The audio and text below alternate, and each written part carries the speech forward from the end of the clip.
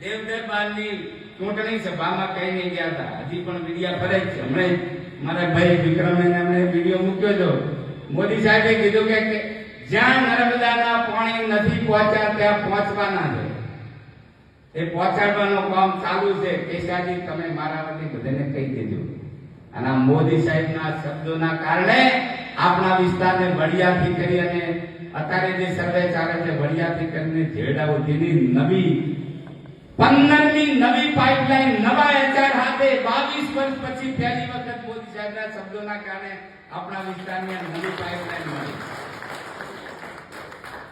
આપણા વિસ્તારના મુખ્ય કેનાલ છે એના જે પશ્ચિમ ભાગ છે જે નર્મદા કમાન્ડમાં આવવો જોઈતો તો 14 ગામ ગોદાથી કરીને ફાફરાળી ઉભી એ ગામનો કમાન્ડ એરિયામાં નથી આવ્યા. એ વાતને સરકારે સૈદ્ધાંતિક મંજૂરી આપી છે કે આ વિસ્તારને પણ નર્મદાનું પાણી પહોંચાડવા માટેની સરકારે 14 ગામો માટે પણ નવી યોજના મંજૂર કરી.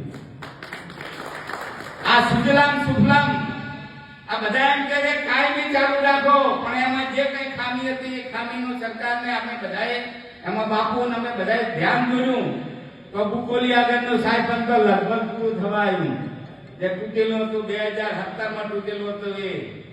અને આ સુજલામ સુફલામ કેનાલ એની પૂર્ણ ક્ષમતા, એની જે ક્ષમતા છે એની કેપેસિટી વધે એના માટે પણ સરકારે સર્વે અત્યારે ચાલી રહ્યો છે અને એમાં જે ખામી છે એ પણ દૂર થવાની છે.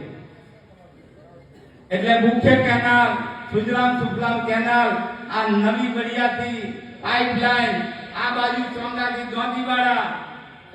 દોંતીવાડા જે પાઇપલાઇન જાય છે એ પાઇપલાઇન ની અંદર અત્યારે હાલ આપણે હમણાં મુલકપુરના તળાવનું આપણે 91 લાખના ખર્ચે ખાતમુહૂર્ત કર્યું. રતનપુરાનું એ ટેન્ડર ઓનલાઈન થઈ ગયું છે. પાલડી અને રામવાહના તળાવો નીમ થશે એટલે આગળની કાર્યવાહી થવાની છે. થરાદથી સીધું જે પાઇપલાઇન છે એમાં આપણા વિસ્તારના ભાકડિયા, ઘોણા, નોંધલા, ધ્રોબા અને ભાદરા આ 5 ગામોમાં 13 તળાવોમાં પાણી નાખવાનું સરકાર દ્વારા આયોજન ચાલુ છે. આ કામ એક તપસ્યા મેં ચૂંટણીમાં પણ કહ્યું હતું કે આ પાણીનું કામ એ ભગીરથજીએ તપ કર્યું હતું તો ગંગાજીએ પ્રગટ થવું પડ્યું હતું. તો આપણે પણ તપશ્ચર્યા કરવી પડશે અને તપશ્ચર્યાના અંતે આ 125 ગામો સુધી આ પાણી પહોંચવાનું છે. એ પાણી પહોંચાડવા માટે પૈસા તો જોઈશે કે નહીં જોઈએ?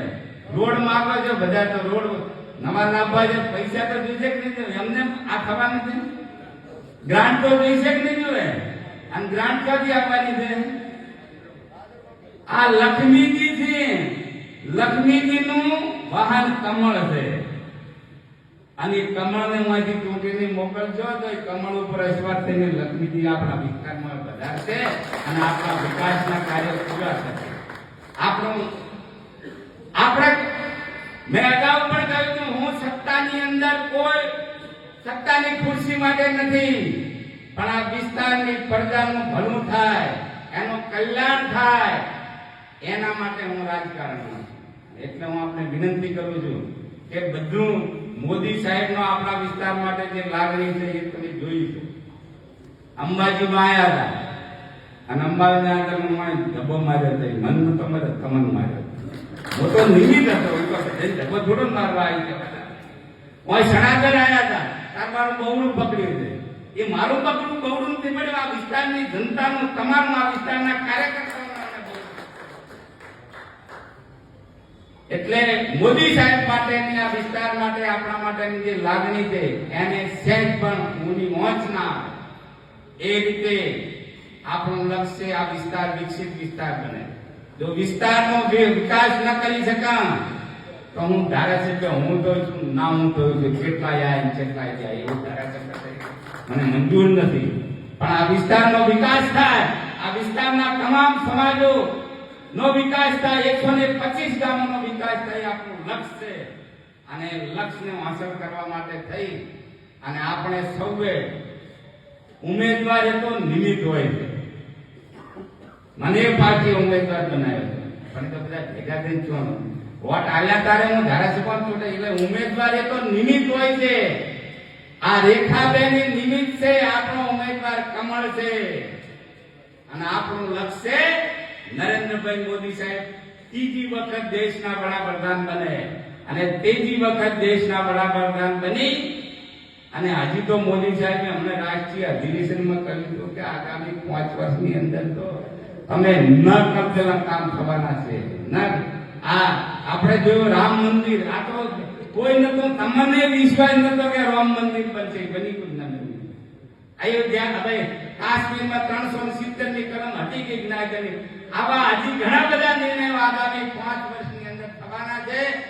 ત્યારે દિયોદર વિસ્તારની જનતાને આપના મારફત હું આ વિસ્તારના તમામ મતદારોને વિનંતી કરું છું કે આપનું લક્ષ્ય વિકસિત ભારત, આપનું લક્ષ્ય એ વિકસિત દિયોદર વિસ્તાર અને લક્ષ્યને હાંસલ કરવા માટે આગામી જે 7મી મે નક્કી થઈ છે ને, 7મી મે આપણે બધું ભૂલી અને ભારતીય જનતા પાર્ટી કમળના ઉમેદવાર રેખાબેન ને જીતાડી અને નરેન્દ્રભાઈ દેશના વડાપ્રધાન બનાવવા માટે આપણે સૌએ કચાઈને કામે લાગવાના છે એટલી વિનંતી કરું છું અને એટલી ખાતરી આપું છું આ વિસ્તારના કાર્યકર્તાઓને, જનતાને, આ વિસ્તારની 54 સમાજને કે આ વિસ્તારનું કોઈ પણ વિકાસનું કામ છે કે તમારે કોઈ મુશ્કેલી હશે તો જ્યાં સુધી કેસાજી ચૌહાણ સંસારમાં જીવે છે ત્યાં સુધી હું તમને મદદ કરીશ.